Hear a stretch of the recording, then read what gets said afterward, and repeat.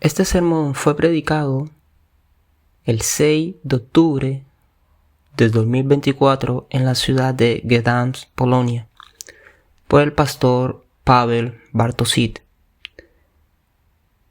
titulado El libro de Ruth, una miniatura del Evangelio.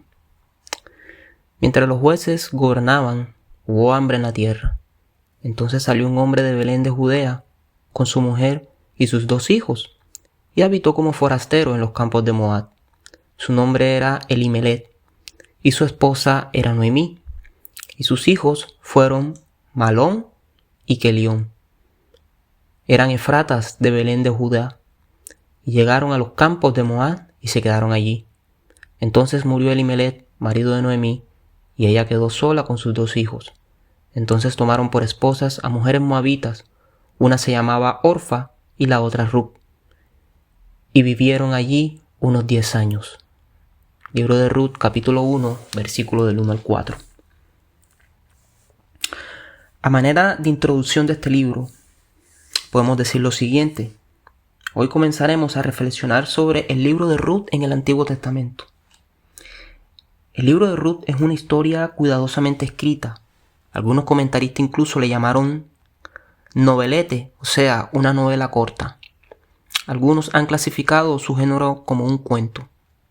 Este tipo de etiquetas están siempre y cuando no destruyamos la historicidad del libro. Toda la evidencia interna de este libro muestra que los eventos descritos en él ocurrieron en la historia. No se presenta como una hermosa historia romántica sobre Ruth enamorada y Boaz enamorado, sino como una historia de redención. Por eso están dentro del canon de las Sagradas Escrituras. La Biblia nos muestra una historia general de Dios y su creación, desde el libro de Génesis hasta el libro de Apocalipsis. Las Escrituras nos dan una narrativa, creación, caída y nueva creación. Esta es una historia principal, pero en la gran historia de la Biblia hay varias historias pequeñas que revelan toda la historia. Son, por así decirlo, la Biblia en pocas palabras. El libro de Ruth es una de esas micronarrativas. En poco más de 80 versículos se presenta una miniatura, todo el plan redentor de Dios. El libro de Ruth es como un lente a través de la cual podemos ver toda la historia de la redención. Por eso podemos llamar este libro el Evangelio según San Pedro. Piedad, y es el mismo Evangelio que se revela plenamente con la venida de Cristo. Ruth es un libro totalmente cristocéntrico, una historia profética de su obra que nos muestra cómo Dios salvará a su pueblo. Alguien podrá decir que es una romántica historia de amor entre un hombre y una mujer. Bueno, eso también es cierto, pero podemos agregar que es un romance teológico, porque el amor de Ruth y Boaz es un amor que muestra el romance entre Cristo y su iglesia. Es decir, es un libro sobre el amor redentor de Dios por su esposa. Este es el tema de toda la Biblia. Pero como mencioné, este libro es una miniatura de toda la historia bíblica. ¿Quién es el autor del libro de Ruth? Los estudiosos señalan 2 candidatos. El primero es Samuel y el segundo es Salomón. Ahora no quiero presentarles un argumento a favor de uno u otro. Es importante que tengas esto en cuenta cuando alguien te pregunte, oye, me pregunto quién escribió el libro de Ruth. ¿Qué dices? Y luego puedes decir Samuel o Salomón. También existe una tercera opción, pero menos popular, es decir, que el autor sea David. Así que aquí no hay un 100% de certeza sobre su autoría, pero es importante recordar que detrás del autor humano, sea quien sea, hay un autor divino. Ruth es la historia de Dios. Es la palabra de Dios para nosotros, para nuestra instrucción y para nuestro bien. La historia del libro de Ruth tiene lugar durante una hambruna durante el periodo de los jueces, que se extiende desde aproximadamente el 1400 a.C. hasta aproximadamente el 1050 a.C. Ahora, ¿cuál es el propósito de este libro? ¿Por qué el autor escribió este libro? Por supuesto, primero tendremos que discutir todo el libro para determinar su propósito, pero uno de los eruditos, James Jordan, escribe que su lugar en el canon bíblico también puede decirnos algo para comprender el propósito de este libro. Por supuesto, Dios no nos dio un índice inspirado de la Biblia que especifique exactamente cómo deben ordenarse los escritos canónicos, pero podemos mirar el orden del canon que nos ha llegado y decir algo sobre la acción providencial de Dios. Primero tenemos el Pentateuco, o los llamados 5 libros de Moisés: Génesis, Éxodo, Levítico, Números y Deuteronomio. Luego tenemos el 6º libro de la Biblia, el libro de Jueces, que fue escrito casi al mismo tiempo, poco después de la muerte de Moisés, y describe lo que sucede en la próxima generación, es decir, la conquista de la tierra prometida bajo el liderazgo de Josué, el sucesor de Moisés. Luego tenemos el libro de los Jueces, que es el 7º libro de la Biblia, y luego viene el 8º, el libro de Ruth. Ahora pensemos en estos libros, las entradas 6ª, 7ª y 8ª. El libro de Josué es el 6º libro y contiene muchas referencias a la entrada a la tierra prometida, que también se describe como entrar en el reposo de Dios. Pero este descanso es solo una sombra y un tipo de descanso que Dios trajo a través de la obra del gran Josué y por lo tanto de Cristo. El libro de los Jueces es el 7º libro en la Biblia, el número 7 es el número de la perfección.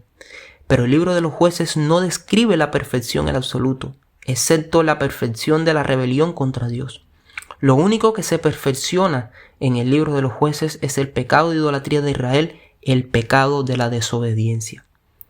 En la Biblia, el 7º día es el día del encuentro de Dios con su pueblo. Este sería el día en que Dios se encontraría con Adán y Eva en el jardín. Desafortunadamente, Adán y Eva comieron del fruto prohibido del árbol del conocimiento del bien y del mal. Lo comieron y fueron expulsados del huerto de la presencia de Dios. El 7º día debía ser un día de descanso en la presencia de Dios, un día de renovación del pacto con Dios, un día de regocijo en la presencia de Dios y de recibir regalos de su mano. Pero Adán y Eva cayeron al 7º día. Cometieron traición en el templo de Dios, es decir, en el jardín. Desde esta perspectiva, miremos el libro de los Jueces, el 7º libro del canon. Este es el libro de la rebelión de Israel contra Dios. En el libro de Jueces, las cosas se ponen tan mal como pueden ponerse. El libro de los Jueces nos muestra la caída de Adán y Eva en su forma más extrema. Esta caída de Adán y Eva se muestra en la rebelión de Israel y por tanto en la nación de nuevos Adán y nuevas Evas. Los israelitas fueron elegidos por Dios como el pueblo que debía servir como representantes de Dios ante la humanidad y que debía representar a la humanidad ante Dios. Recibieron el llamado que recibió Adán. Se suponía que debía representar a la humanidad. Se suponía que debían cultivar un jardín, que era un lugar para encontrarse con Dios. Él era el santuario de Dios. Entonces Adán tenía, entre otras cosas, cuidar la correcta adoración ante Dios. Siguiente, debía cambiar el mundo en el nombre de Dios bajo la autoridad de Dios. Él mismo fue llamado de Israel, pero Adán cayó e Israel cayó. Cuando leemos el libro de los Jueces, vemos al pueblo de Dios haciendo todo viceversa. Al blanco lo llaman negro, ellos llaman luz oscuridad. Todo ahí está al revés. Por supuesto, los jueces mismos son fieles a Dios y salvan al pueblo de Dios. Pero tan pronto como salvan a Israel, casi siempre ocurre dentro de una generación en idolatría, aún peor que la anterior. Los sacerdotes que se suponía debían guiar a la gente en el conocimiento de Dios, en realidad lo estaban llevando a una gran idolatría. El libro de los Jueces es una historia muy triste. Esta es una colección muy triste de historias sobre la caída de Israel. Ahora podemos ver el libro de los Jueces también como una antigua creación. ¿Cómo termina el libro de los Jueces? En el capítulo 21, versículo 25, obtenemos un resumen del principal problema de Israel. En aquellos días no había rey en Israel. Cada uno hacía lo que bien le parecía. Y es en este periodo de caos espiritual y moralidad crueldad e idolatría que llega a la salvación de Israel. De este séptimo día oscuro emerge brillantemente la luz, el octavo día, el octavo libro. Por supuesto, 8 en la Biblia es el número de la nueva creación. En el octavo día, Dios ordenó la circuncisión, símbolo del fin de lo viejo y el comienzo de lo nuevo, que está simbolizado en el corte de la carne. El niño experimentó la antigua semana de la creación y el octavo día fue incluido en la comunidad de la nueva humanidad, es decir, Israel. El octavo día de la fiesta de los tabernáculos era un día de fiesta, un día de descanso y de gozo. Levítico capítulo 23, versículos del 34 al 39. Números capítulo 29, versículos del 32 al 35. 8 es el número del nuevo nacimiento, de la nueva semana y del nuevo comienzo. El octavo día es el día de la resurrección. Es el primer día de la nueva semana cuando Dios resucite a Jesús. Cuando su resurrección en el octavo día, es decir, el primer día de la nueva semana, Jesús inauguró el nuevo orden mundial. Jesús no solo resucita del sepulcro al octavo día, sino que también se reúne con sus discípulos siempre el primer día después del sábado, es decir, el octavo día. Tomás no está con ellos cuando Jesús aparece por primera vez en el octavo día. Por supuesto, Jesús podría haberse aparecido a Tomás el lunes, martes o miércoles, pero en lugar de ese eligió hacerlo el primer día siguiente de la semana, el octavo día. De esta manera nuestro Señor dio a sus discípulos un modelo a seguir en su encuentro con Cristo, resucitado el primer día de la semana, al servicio de sus discípulos. Cuando nos reunimos para adorar, imitamos el mismo patrón de encuentro de Cristo con sus discípulos que vemos en el Evangelio. Ahora, el libro de Ruth también tiene que ser visto como una nueva creación. Este patrón del octavo día no nos da una idea de lo que sucede en el libro de Ruth. El libro de Ruth es el octavo del canon, señala un nuevo comienzo. La nación de Israel cayó bajo la gobernación de los jueces y se hundió en el pozo más profundo de la idolatría. Incluso los sacerdotes son moralmente corruptos, pero Dios va a crear un nuevo Israel, una nueva creación, y tiene la intención de realizar este nuevo trabajo a través de Ruth, Noemí y especialmente Booz, quien es un tipo de Cristo. Cuando comparamos el final del libro de los jueces con el final del libro de Ruth, vemos un contraste. El libro de los jueces termina con la declaración de que no fue rey en Israel, mientras que la última palabra en el libro de Ruth es simplemente un nombre, David. Esta es la buena nueva frente a las malas noticias. El libro de los jueces, Dios resolvió el problema descrito en el libro de los jueces, y la solución es este hombre, David, quien es un tipo y precursor de un rey mayor, o sea, Cristo. El libro de Ruth muestra al mundo exactamente lo que el mundo necesita hoy. Este es el libro. La situación de Noemí y Ruth es un símbolo de la situación de Israel. ¿Dónde están Noemí y Ruth al principio del libro? Están sin rey, están sin marido, están abandonadas, son indigentes, desesperados y desalentadas. ¿Dónde está el final del libro? Son realizados, son cuidadas, protegidas y amadas. La historia de Ruth es una prueba de que Dios no abandona a su novia, sino que le proporciona todo lo que necesita. Dios no nos da un Booz más grande y un David más grande, un pariente redentor más grande y un rey mucho más grande.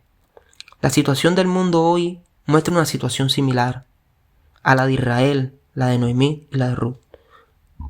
El mundo está totalmente perdido, sin un verdadero rey y sin esperanza. ¿Qué necesita el mundo? Mayor Booz, mayor David. El mundo necesita al Rey Jesús. El mundo necesita a un pariente redentor, alguien que pueda hacer por nosotros lo que nosotros no podemos hacer por nosotros mismos, que asegure nuestra supervivencia en medio de las dificultades, que nos proteja y cuide de nosotros. Entonces el libro de Ruth es el Evangelio en miniatura. El Evangelio es el cumplimiento de la tipología en la sombra del libro de Ruth.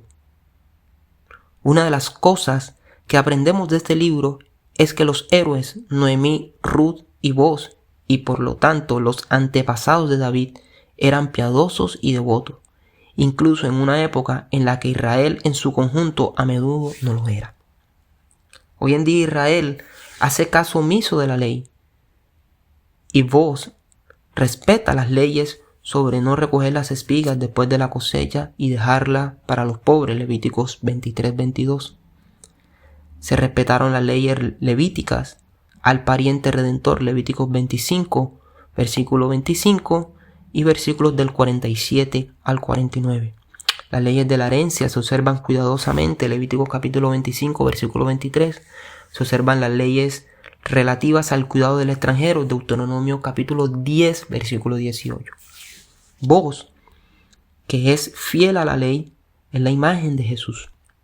El celo por guardar los mandamientos de Dios es celo por Dios. Es una manifestación de amor a Dios, no formalismo ni obediencia ciega a la letra muerta. Boaz nos enseña qué es la piedad bíblica: cuidado del hombre, amor sacrificial y felicidad en el cumplimiento de los mandamientos.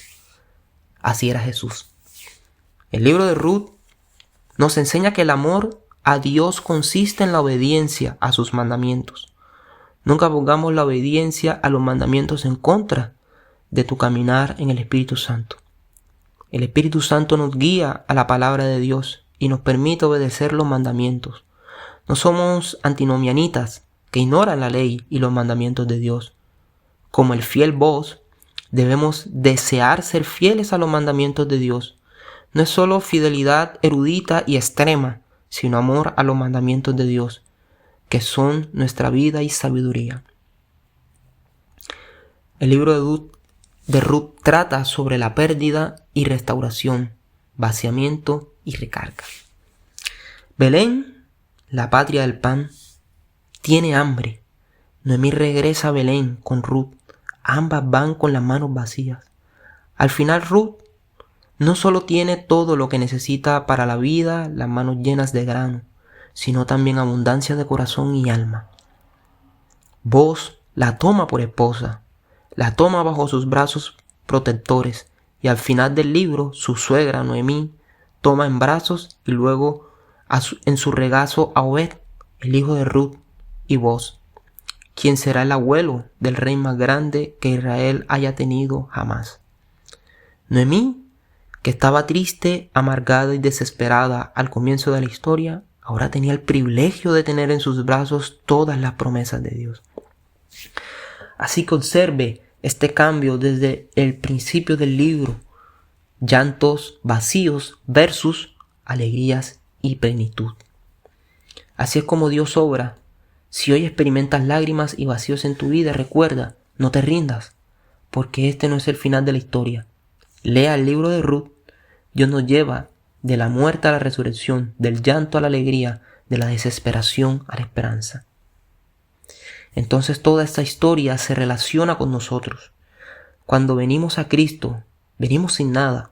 Cuando clamamos por salvación, clamamos por algo que no tenemos.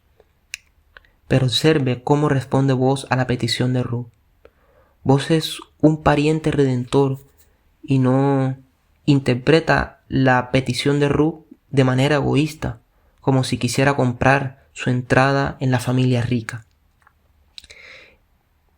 El problema le dobla la edad y fácilmente podría interpretar su petición como la actitud de un buscador de oro que de forma calculada quiere unirse a su familia adinerada y heredar una fortuna, pero no lo hizo. Él le dijo: bendita eres del Señor, hija mía, porque has hecho más bondad al final que al principio, por no seguir a los jóvenes, ni pobres ni ricos. Ruth capítulo 3 versículo 10. Puede que Ruth haya sido una pareja atractiva para muchos jóvenes, pero acudió a vos. Esto nos enseña justamente que solo porque necesitamos y deseamos la salvación solo a través de Cristo no significa que no podamos ser tentados a buscar la salvación en otra parte. A veces la gente busca la salvación donde Dios dijo no vayas allí o donde Dios dijo es pasajero. Busca una felicidad bastante duradera. Ruth fue a donde había verdadera ayuda, no donde había ayuda aparente, tal vez en forma de hombres más jóvenes y atractivos. Ruth fue una mujer que vivió por fe y tomó decisiones de fe. Este es un ejemplo a seguir. Camine por fe, no por vista. Confía en las promesas de Dios, que es el camino hacia la verdadera felicidad, sabiduría y plenitud.